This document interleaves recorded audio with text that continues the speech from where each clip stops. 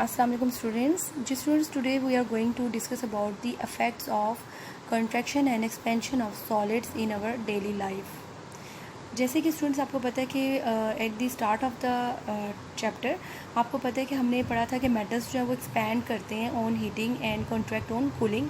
कि एक्सपैंड होता है फैलना, कि जैसे हम उन्हें हीट देते थे तो वो मेटल्स यानी कि एक्सपैंड कर जाते थे, उनका साइज़ इंक्रीज़ कर जाता था और कूलिंग से वो सुखड़ जाते थे। इसी तरह से स्टूडेंट्स और भी बहुत से सॉलिड्स हैं आपकी डेली लाइफ में जिनको हीट मिलती है तो वो एक्सपैंड कर जाते हैं और जैसे ही उनको कूलिंग होती है उनमें या नॉर्मल टेम्परेचर में आती है वो क्या कर जाते हैं, अपने कॉन्ट्रैक्ट कर जाते हैं। तो आज हम उन सॉलिड्स के बारे में डिस्कस करेंगे और वो सॉलिड्स जो कि आपके कंस्ट्रक्शन प्रोजेक्ट में यूज़ होते हैं।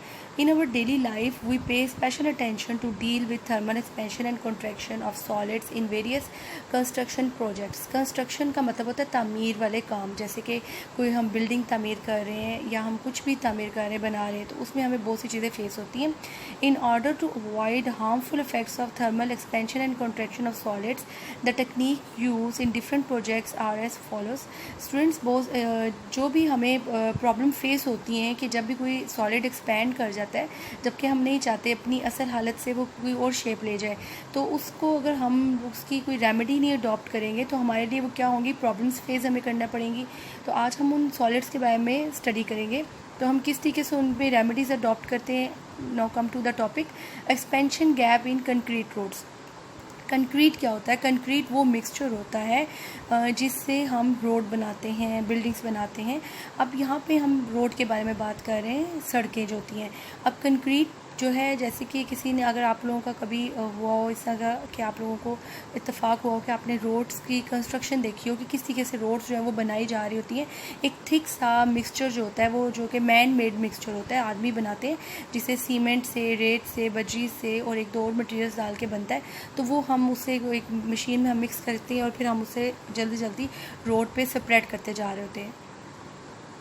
तो हम उसको क्या करते हैं, सेपरेट करते हैं। अच्छा, उसको सेपरेट करते हैं और सेपरेट करने के बाद आफ्टर फ्यू मीटर्स हम क्या करते हैं, एक गैप देते जाते हैं। वो क्यों देते हैं? ताकि जो कंक्रीट है, आपको पता है कि हमारे जो मुल्क में जो समर सीज़न है वो भी पीक पे होता है और जब सन से डायरेक्ट हीट पड़ती है रोड पे तो वो क्या होता है कि वो जो कंक्रीट का मटीरियल है वो एक्सपैंड कर जाता है। तो इसलिए हम क्या करते हैं, गैप रखते हैं। और अगर हम गैप ना रखें तो ये क्या होता है, इसमें क्रैक्स पड़ जाते हैं। अक्सर आपने जगह जगह रोड्स क्रैक्स देखे होंगे रोड्स पर, या वो देखते हैं कि ऑटोमेटिकली वो टूट जाती हैं कुछ जगहों से। अगर हम गैप नहीं देंगे तो वो क्या होगा, वो ऑटोमेटिकली वो क्रैक आ जाएंगे और ब्रेक हो जाएंगी। जी स्टूडेंट्स, नेक्स्ट टॉपिक आपका रेलवे ट्रैक्स। आपके सामने दो पिक्चर डिस्प्ले हुई हैं। फर्स्ट पिक्चर में आप देख सकते हैं कि दोनों मेटल के प्लेट्स में गैप है और दूसरी पिक्चर देख रहे हैं उसमें जो रेलवे ट्रैक है वो बिल्कुल, आपको पता है रेलवे ट्रैक बिल्कुल स्ट्रेट होते हैं। तो यहाँ पे आप देख रहे हैं कि वो डी शेप उसका बना हुआ है।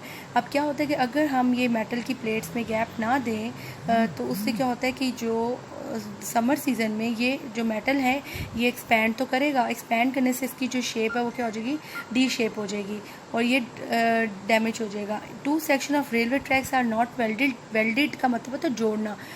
Instead they are laid with the gaps. क्या होता है, उनके बीच में गैप्स दिया जाता है। This allow the expansion. हम क्यों गैप देते हैं दोनों के बीच में, दोनों ट्रैक के बीच में, ताकि दोनों मेटल्स की प्लेट में, ये एक लंबा सा ट्रैक बन रहा है, उसके बीच में जगह जगह इसी तरह फासला दिया जाता है। हर एक लॉन्ग सी मेटल प्लेट लगाई जाती है, उसके बाद फिर गैप देते हैं, फिर आगे थ्रू आउट जो ट्रैक बना होता है रेलवे का इसी तरह होता है। During the contraction of railway during the summer and winter season, if there is no gap in the section of railway tracks, अगर हम कोई गैप नहीं देंगे, दे में डी शेप हो जाएंगे due to the expansion in the summer. और summer में जैसे ही समर सीज़न स्टार्ट होता है तो एज़ यू नो डैट के समर सीज़न में बहुत ज़्यादा हीट होती है और हीट डायरेक्ट सन से पड़ रही होती है तो वो एक्सपैंड हो जाते हैं। इसी तरह से थर्ड पॉइंट है एक्सपेंशन ऑफ ब्रिजेस। जी स्टूडेंट्स, आप लोगों ने देखा है कि आपके अपने सिटी में भी बहुत ज़्यादा आजकल बहुत से ब्रिजेस बने हुए हैं। अब फ्लाईओवर्स भी बने हुए हैं, ब्रिजेस भी बने हुए हैं। तो अब यहाँ पे जो होते हैं आप देख रहे होते हैं कि वहाँ पे अक्सर सेंटर में मेटल जो होता है वो लगाया जाता है, आयरन के बनाए जाते हैं, उसको हम कहते हैं आयरन गाइडर्स।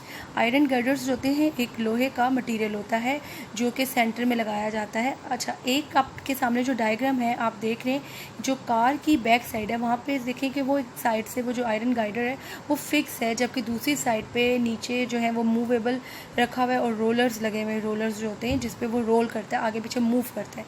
और साथ आप देखें ये फिक्स नहीं है, एक साइड से लूज़ छोड़ा गया। वो किस लिए लिया हुआ है, रखा हुआ है, इसी वजह से स्टूडेंट, सो डैट कि जब समर सीज़न आएगा तो ये ईजीली जो आयरन है, एज़ यू नो डैट कि इसने आयरन ने समर सीज़न में एक्सपैंड करना है, और जो अब इसको एक्सपेंशन के लिए हमने थोड़ा सा गैप देना है ताकि विंटर हो तो ये ऑटोमेटिकली कॉन्ट्रैक्ट हो जाए। इन आयरन गाइडर्स यानी कि मटेरियल होता है are use in the construction of bridges की कंस्ट्रक्शन में।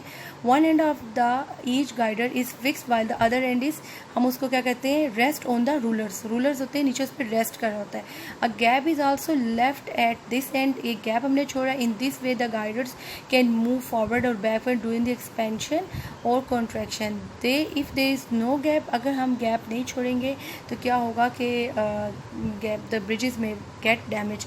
तो हमें गैप जो है उसके बीच में थोड़ा सा लेफ़्ट करना ही है, सो डैट कि जिस तरह से जब भी समर सीज़न स्टार्ट हो तो आयरन है, एज़ यू नो डैट, जैसे आपने रिवेटिंग का पढ़ा था प्रोसेस, उसमें सॉलिड रिवेट जो कि हमने उसको हीट किया था तो वो इजीली एक्सपैंड कर जाता है, और फिर उसके बाद कूल करने के बाद वो आयरन का था तो वो दोबारा कॉन्ट्रैक्ट करके जो अपनी ओरिजिनल साइज़ में आता है। तो इसी तरह से आयरन के गाइडर्स ये एक लोहे के होते हैं, आयरन होता है लोहा, उसके बने होते हैं, और इसको हम लोग एक एंड से फ्री रखते हैं और एक एंड से हमने इसको फिक्स रखना होता है ताकि जो हमारे आयरन गाइडर्स हैं समर सीज़न में कॉन्ट्रैक्ट जो एक्सपैंड करना है उन्होंने, जब जैसे उन्हें सन से हीट मिले तो वो एक्सपैंड कर जाए, और जैसे ही विंटर सीज़न स्टार्ट हो तो वो वापस अपनी पोजीशन पे आ जाए और वो कॉन्ट्रैक्ट हो जाए।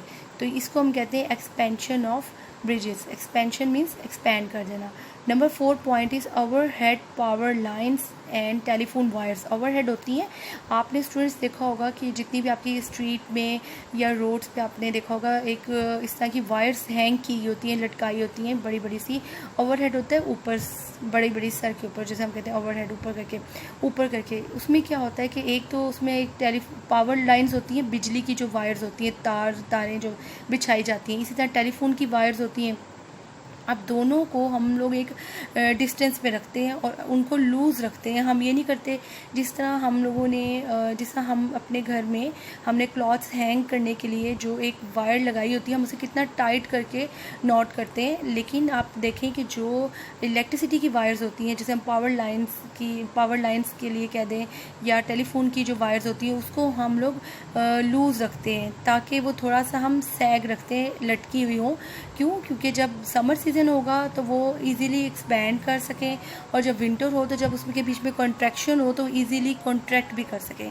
Overheaded telephone and electricity wires installed on the poles expand during the hot weather and contract in the cold weather. The wires between the two poles are giving a certain amount of sag. Sag होता है फासला, या लटका देते हैं उसको, loose रखते हैं, लटकाना, सो डैट दे में कॉन्ट्रैक्ट इन विंटर में वो कॉन्ट्रैक्ट होंगी, सुखड़ेंगी तो कम हो जाएंगी विदाउट सैगिंग। स्नैपिंग मीन्स के वो टूटे बगैर, डैमेज हुए बगैर, ब्रेक हुए बगैर जो है वो इजीली हो सके।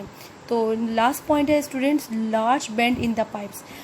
अक्सर जो स्टूडेंट्स ये जो इंडस्ट्रियल होती हैं, इंडस्ट्रीज़ होती हैं, वहाँ पे जहाँ पे हॉट या कोल्ड लिक्विड जो होता है वो पाइप्स में से फ़्लो करता है, तो वहाँ पे क्या किया जाता है कि अगर एक्सपेंशन और कॉन्ट्रैक्शन भी होगी, ज़ाहिर बात है, और मेटल के और स्टील के बने होते हैं पाइप्स, तो क्या किया जाता है कि उन पाइप्स को बेंड कर दिया जाता है।